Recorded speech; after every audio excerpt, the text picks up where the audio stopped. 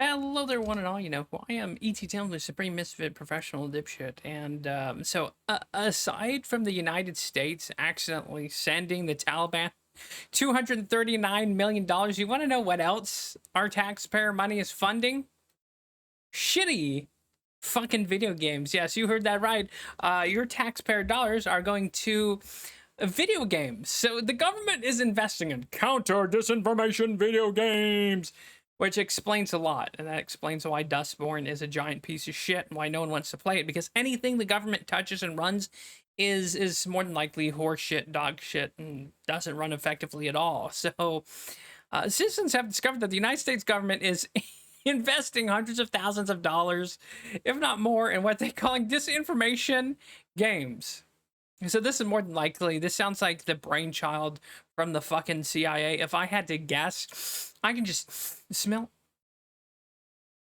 and see the glow from here. So, of course, according to the funding opportunity of the U.S. Department of State, $275,000 was earmarked by the U.S. Embassy in the Netherlands for a pitch meeting on these specifications. One, produce English and Dutch language a pilot version of counter disinformation game, produce a French version of the game, produce one additional translation in European, Asian, and or African language to be determined at a later date, host the game on the company's own servers, develop and implement data collection and analysis methodologies to demonstrate the project's achievement and impact expected results, promote the games to target audiences.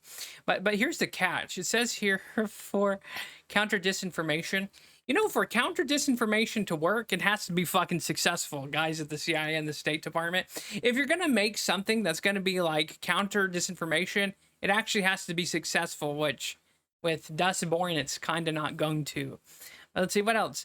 Disinformation has been a growing concern on a global scale. Yeah. Okay.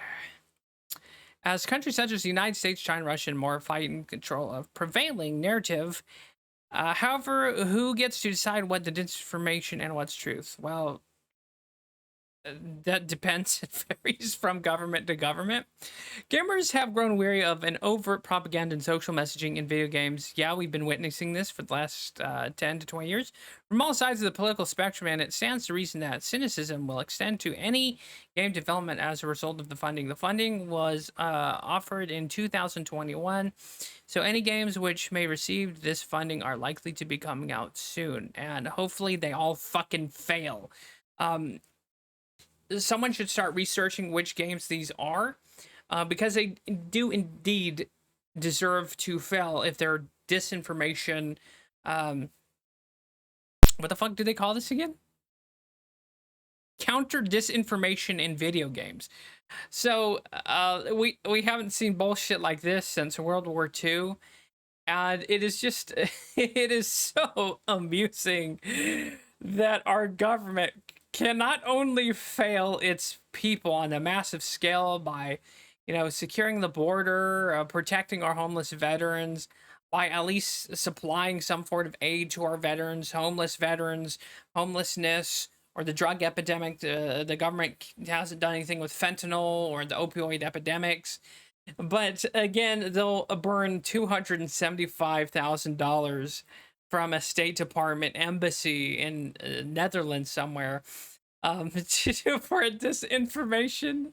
counter disinformation game that no one is going to play. What a racket. So, of course, there's going to be so many game companies that are going to get in on this just to get some of that free government money, and they're not going to care if it fails or succeeds.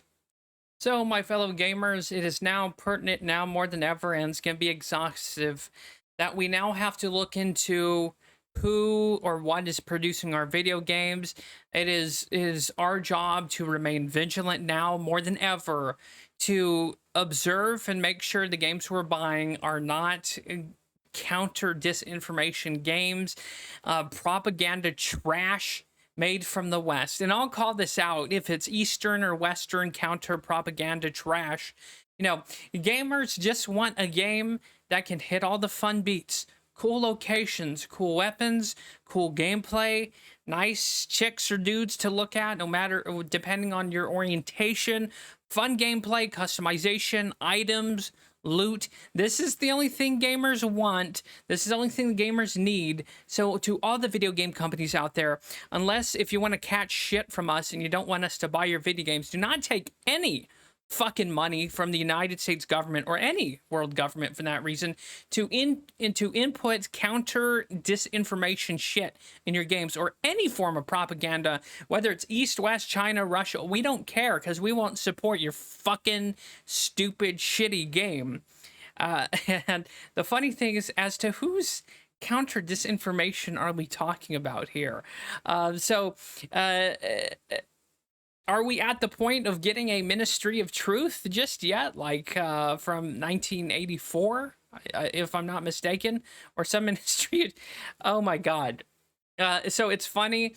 It's just doubly funny to me in a morbid sense of way that our government would blow $275,000 into this shit game. It's... I can't get over when I was reading this. I thought it was some Alex Jones, level horse shit. But when I actually saw the article and looked into it, I was like, "Wow, this is official." Our fucking piece of shit government. Just think for a moment. Just think for a moment of what a $275,000 that could have went to. You could have extradited Afghani patriots that served alongside coalition troops from Afghanistan. You could have, that went for ammunition, weapons, arms, or supplies to support the National Resistance Front in Afghanistan. That money could have literally even went for condoms or drug paraphernalia for the fucking homeless, for all I care. But the fact it went into Dustborn, one of the shittiest games I think we've ever witnessed in video game history, it is amazing, isn't it? And that the fact that our government has that kind of money to waste on counter disinformation, this goes to show revealed to me that the CIA, the quality of the CIA has really declined and gone downhill. Because if the spooks in our government, the State Department, really thinks 275,000 is enough to even affect or produce the desired effect of counter disinformation, it's just so foolish to me and so out of touch. This reeks of some old boomer that's on the left side of things, or some old glow-in-the-dark CIA spook in the basement somewhere. It's like, oh, these kids like video games. Let's take $275,000 and we'll put it towards a video game, and then we'll get all these kids to vote for Kamala Harris. And right, it's like, my man, it is just so absurd, and I can't even imagine the nightmarish horrors that we will witness, and especially if this is just the beginning. If Kamala Harris and Walls get in, we are going to see some garbage tier video games that our State Department CIA will probably back.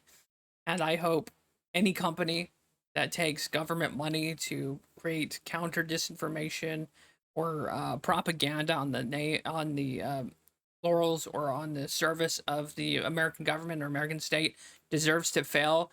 Any corporation, game company that does this, no one should support them. So in closing, gamers, if there's any game out there that you do research and you find that it's backed by the United States State Department, the CIA, or whomever it may be, from our government or any other government, mind you, please tell other gamers, let the word get out, because none of these games deserve to prosper. And if there's any government produced or funded game, should not be funded and should not be bought.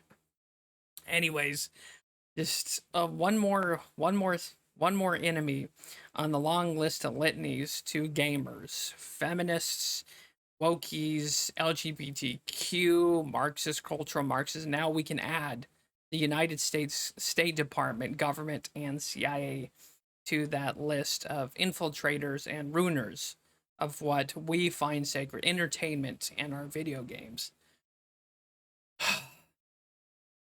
Wow.